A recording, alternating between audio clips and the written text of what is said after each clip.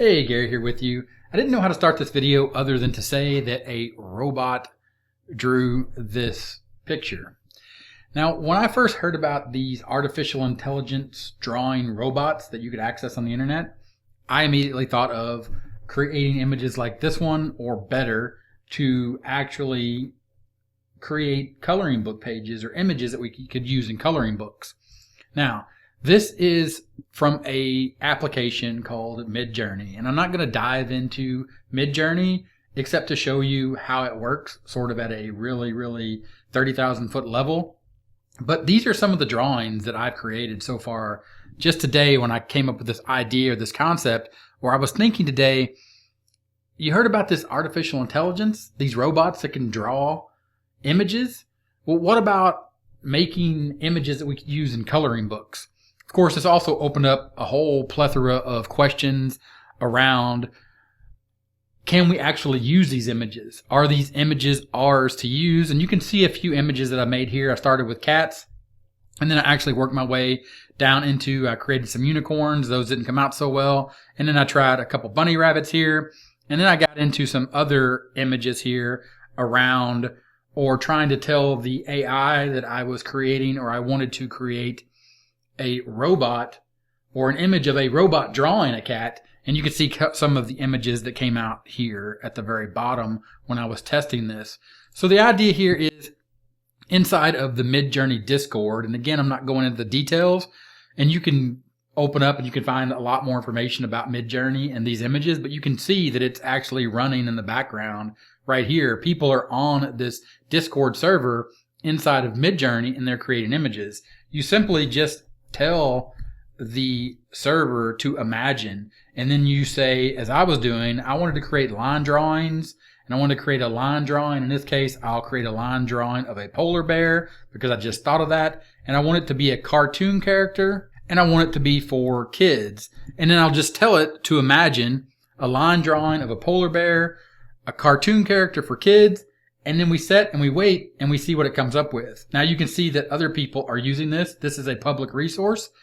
And again, that is where my thought process of, wow, I could use this, or I know people as soon as they hear about this are going to think they can use this to create images for coloring books.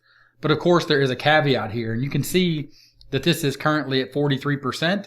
It is rendering right here 62%. It is rendering that image, or it is creating a line drawing of a polar bear as a cartoon character for kids that I told it to do. And you can see as it does it, it changes it, it modifies it. It's coming up in the background with this drawing, and this drawing is uniquely created for me from the commands that I entered here, the commands I gave the robot to draw these images. Now that's going to finish, and here's one of the things that you have to understand when you're inside of this tool is that people are using it. So when people use it, your image will jump around and you actually have to go find it. But then you can see that it finished, and you can click on it and you can see some of the images it came up with. And again, this is just me scratching the surface and just beginning with this tool to really understand how it works. But again, these images, or the images that I've created here in my profile, I'll go ahead and refresh that, and you can see that I'm looking at the oldest images. And as it refreshes, you can see that it added my polar bears, or now it's categorized, or it's listed them as new. It's sorted by new. You can see the polar bears here, and you can see the instructions that I gave Midjourney, which is the robot drawing these images, again, of the bunny rabbits, my unicorns that I tried here that didn't come out so great, and then some cats.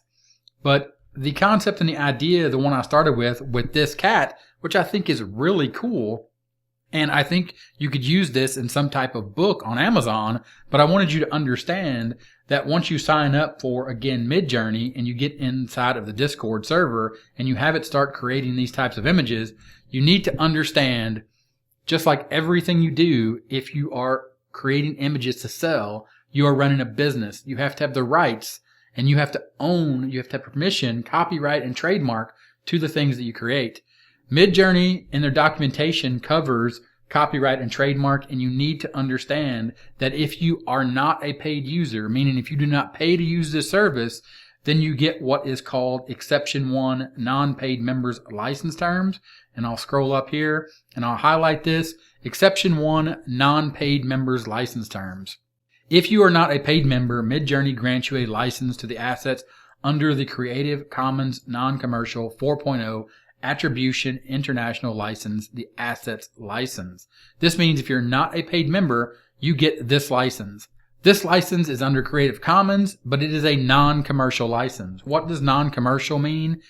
By their own definition, actually look for what they define non-commercial.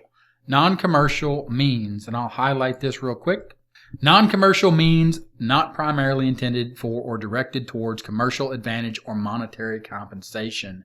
In short, you cannot make money from these images. Also checked out this article here from TechCrunch. If you are using a free or trial account for Midjourney, you are granted a Commons non-commercial 4.0 attribution license. If you pay for an account, the company says you basically own all assets you create using Midjourney's image generation and chat services, which is the Discord server that I showed you. Understand and read these terms, but then highlighted right here.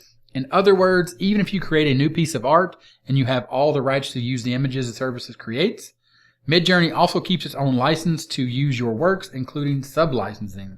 Right here, this is the part you need to read and need to understand that even if you're a paid license, even if you pay and you get a paid license to the articles or to the images that you create, Midjourney is still going to maintain a sub-license to that. So make sure you do your due diligence.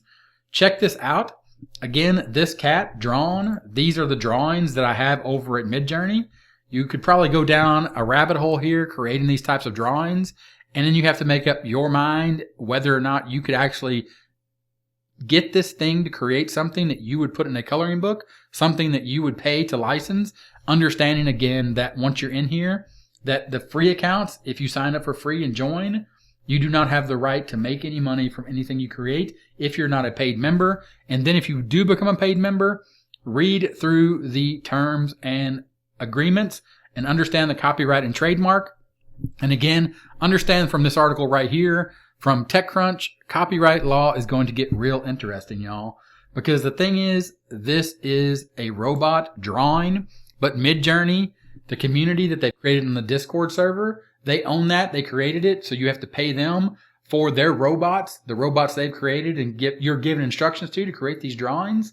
You have to make sure you pay, and you have to have the rights to use those. But I think this really opens up an avenue here for people that aren't artists, but are publishers, to go in and use a service like this. And if you get really good at it, it would almost be, in my mind, the same as actually hiring someone to do a drawing for you. Because you know, if you actually hire someone to do a drawing, you tell them what you want, but they have to use their imagination and they have to render, or they draw, essentially rendering just like a robot would, an image that they then give you, and then you have to look at it and go, is this what I really wanted? Whereas if you can control the robot and you can configure out the right commands, the right mix of commands inside of Midjourney or any of the other AI robots out there that are artists like Midjourney is, then you could have the potential to open up this stream of images that you control and create yourself based upon the instructions you give the robots.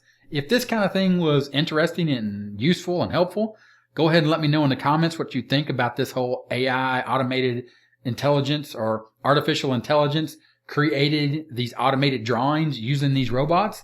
It blows my mind. It's cool. It's something that I just wanted to make a video on to get it out there because I just heard it and I just saw about it. Of course, I'm showing you line drawings or drawings that I think you could use to make coloring books, but there's a whole other world out there, specifically inside of printables, that you could use more of the realistic images that this robot can create. And if you're interested in that, let me know as well, and I'll deep dive more into that concept. But I don't want to get too far away from what Publisher Report is about.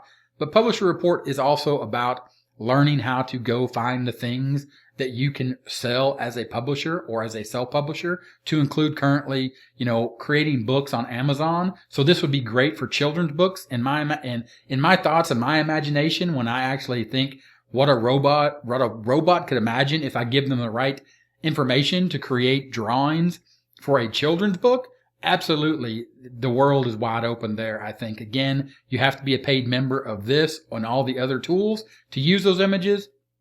But I do believe that this opens up a whole new world for us as self-publishers Go ahead, let me know what you think in the comments. And if it was helpful, give the video a thumbs up. I'd appreciate that. And I'll talk to you later. Bye.